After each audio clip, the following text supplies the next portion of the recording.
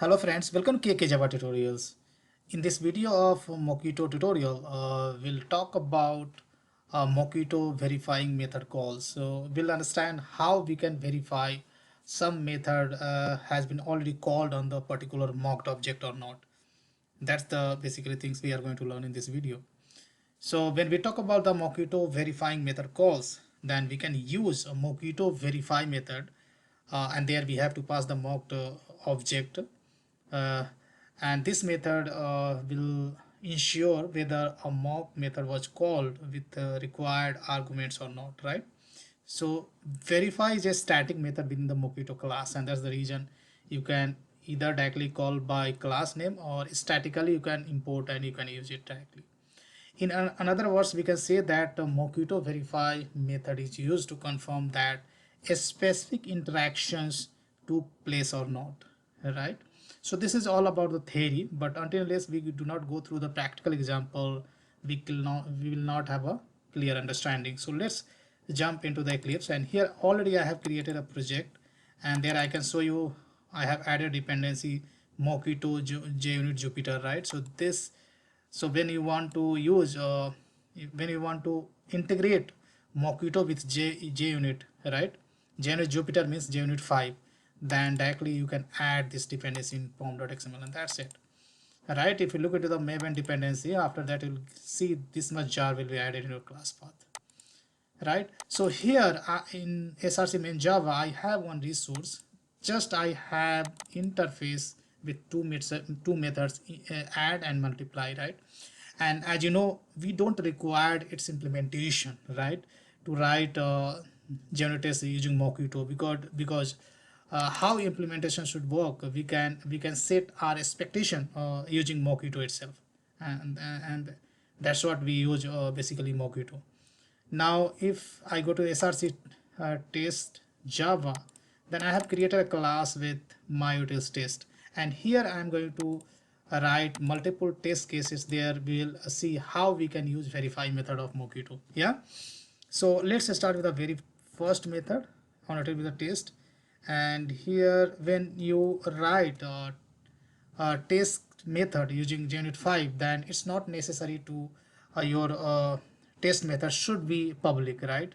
This was the restriction prior to JUnit 5, but from JUnit 5 or JUnit Jupyter onwards, you can give the default access modified as well. That will work. So here I will write verify one dot test. Yeah, very simple. And this has to import from here, right? So I have done the import from JUnit to Jupyter. Now I'm going to create a mock object. To create a mock object, so first of all I'm doing static import org dot mockito dot sorry mockito and dot asterisk, so that all the is static import I can do. That's why I have given the asterisk, right? And here first method I'm going to use mock, right? So this is the mock. You can say it's several overloaded mock method, and here I am going to pass, I would like to create a mock object of my this interface, right? My utils interface. So I would say my util dot class, and this will return as the one of the mocked object of my util, right? Now what, here I'm going to call this guy like on this mock object I'm going to call add method, right? So let me call the add method, sorry guys. So I would say mock dot add, and here I'm going to pass to integer 10 and 30. Yeah, now I need to verify whether add method has been called on this mock object or not, and that's what we use verify method. Yeah, so I would say verify. So here you can see first option of verified. So once you do the static import, then directly you can access the verify method, else you have to do mockito.verify. So here in verify I am passing this mock object, and I would like to verify whether add method has been called with parameter, first parameter 10 and second parameter 30 or not. right? So this is the very simplest verifying call, right? And if I run this test case, then let's see. So our project name is a Mockito verifying method calls. Examples, I'll say uh, this is our project name, and class name is nothing but this one, myutils. And let's say run, and here you can see test case has been passed, right? So this is the first verifying very simplest way to verify whether add method has been called on this mock object or not. Apart from that, there are many ways you can do this. Like here, what we can do, we can verify, and here of course we can pass the mock object, and here how many times this add method has been called, that also you can verify, right? Like I would say times and wanted number of invocation.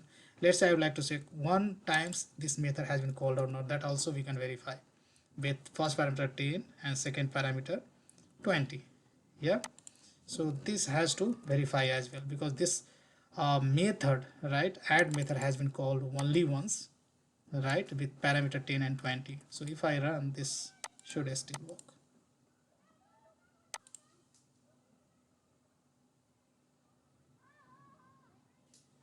So what happened, not sure why it is.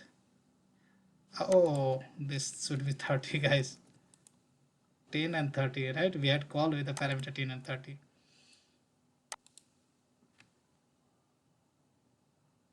And here you can see this test case has been passed. Yeah, now let's move ahead, and I'll look into another test case, and I would give the name as verify to test. This test name is not meaningful, but my agenda is to show you how to use different verify method, right? So that's why I kept a very simple name. Now again I'm going to call this guy, and at this time I'm going to call this guy, let's say 5 times, right? 2 4 5, right? Here I'm going to show you some like here I'm going to check first of all this has been called 5 times or not, right? So this has to pass,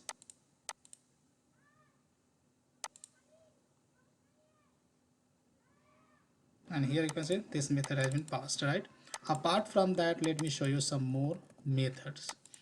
Like here verify method we can call with, like of course we can pass the mock object, uh, verify with mock object, and after that second parameter you can give like at least, right?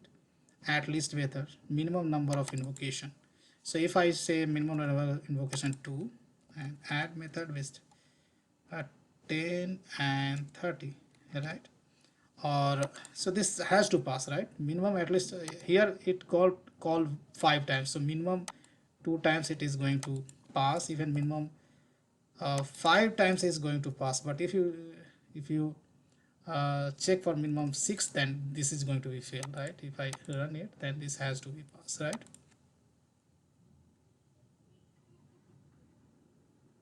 So here you can see this has, apart from that there are various lot of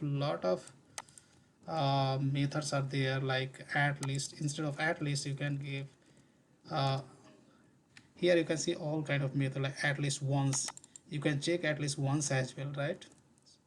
Apart from that there are many at most method, you can see there is a method is called at most as well, right? If you want to check at most, that also you can check at most once, at most. There are many methods, utility methods provide over here, right? So those things you can explore yourself. Yeah, so if I run it, then this is going to pass, right? Now let's write a third test case. So third test case I'm going to show you here, which is nothing but, let's say, third case. So let's say I'm not going to call any method on this mock object. So sometimes you would like to verify, right? Code is so complex and you would like to verify whether any method has been called on this or not. Then we have a method is called verify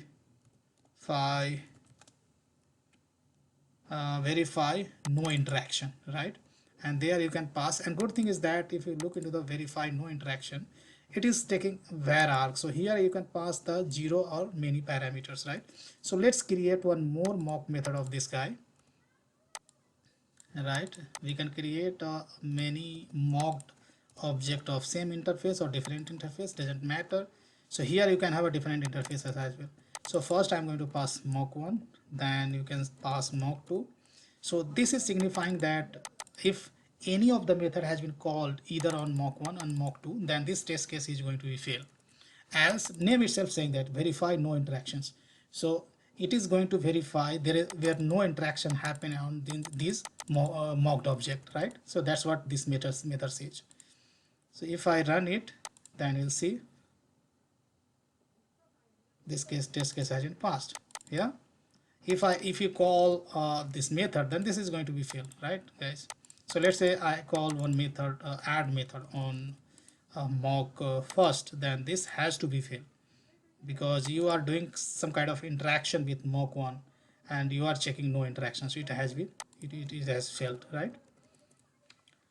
Now apart from that, yeah, so we have looked into all kind of variations related to verify method. Now let's say I'm going to write one more method, and there I'll show you we can basically use verify method with argument captor as well. So in previous video tutorial we have looked into argument captor, right?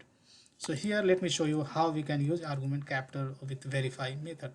So here first of all I'm going to create basically a mock object of list. So I'd say mock and list dot class. I'm going to store into this mock object, right? And I'm going to call this mock method mock.add with like a kk. Yeah, now I'm going to call argument captor, and I say type of a string equals to argument captor.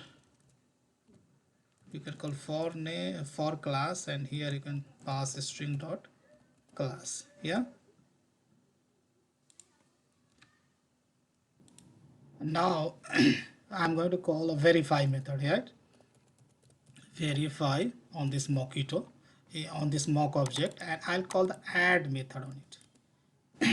And here I'm going to capture the parameter, whatever parameter has been added in this mock list. So I would say argument captor dot capture. So this guy is going to capture all the parameter which has been added in this mock object. Yeah, and after that what we can do, we can use any assert method like assert equals, and here we can set expected parameter. Expected parameter is nothing but the kk, and actual parameter we can extract from this captor argument captor. I'll say get value. So you can see here there is two method, get value and get all values. So as we have added only one value, so I'm going to use get value. If you have added multiple value in this mock object and all you want to capture in argument captor, then you have to call get all values. Yeah, so this has to be passed, right? This has to return capture value, right? In this mock object, right? So this has to be passed. So let me run.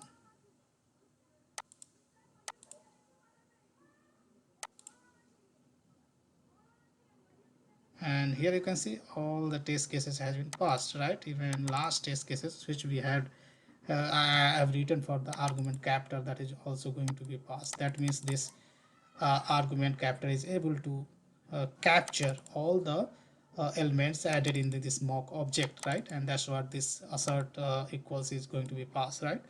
So guys, that's all I wanted to show in this video tutorial. So in this video tutorial we have learned, if you want to verify a method calls on mocked object with a specific argument, right? Just you want to verify whether method has been called with a specific argument or not, then you may use a verify method with different parameters, and you can easily verify, right? So that's all I wanted to show in this video tutorial. This code I'm going to post on my blog, and blog link I will specify in the video description part.